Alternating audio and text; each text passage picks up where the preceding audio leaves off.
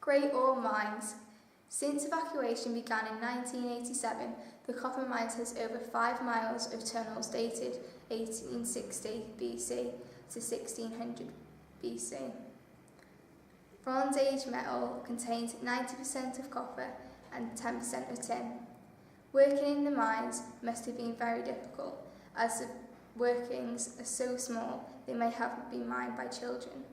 Tools used in the Bronze Age with stone hammers and the loose ore would have been scrapped out with simple bones such as deer antlers.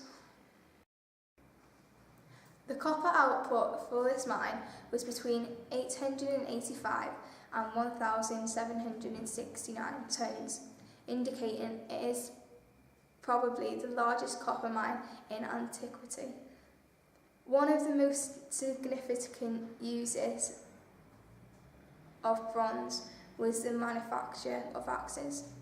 Bronze had many use of other than for tools and weapons. It could have been used to make ornaments and jewellery. In April 1991, the mines were open to public, and now people can see and visit and explore the mines. Ers I cofio dechrau yn 1987, mae'n Mwyngloddiau'r copr yn cynnwys dros 5 milltir o dwnnel.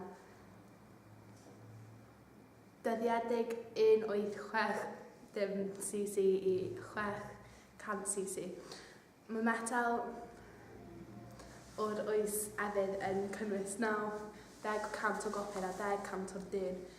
Byddai'n gweithio yn Mwyngloddiau wedi bod yn anodd iawn gan fod y gweithred mor bach fel gallen fod wedi cael ei mwyngloddio gan blant.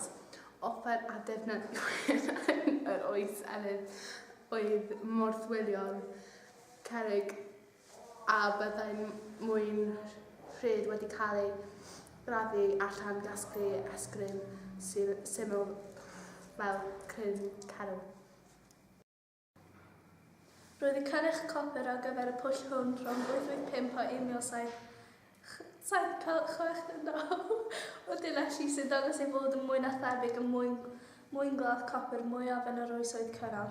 Un o defnyddio mwyaf arwyddocadol o Efydd oedd gweithgynhyrchu bwlleli bwy a llif. Roedd yna llawer o defnydd ar gyfer Efydd ac eithrio ar gyfer offer ac arfau. Gallai fod wedi cael ei ddefnyddio i wneud ardduniadau ag enwaith. Ym mis Ebrill 1991, roedd y Mwyngloddiau ar agor i'r cyhoedd am bellach.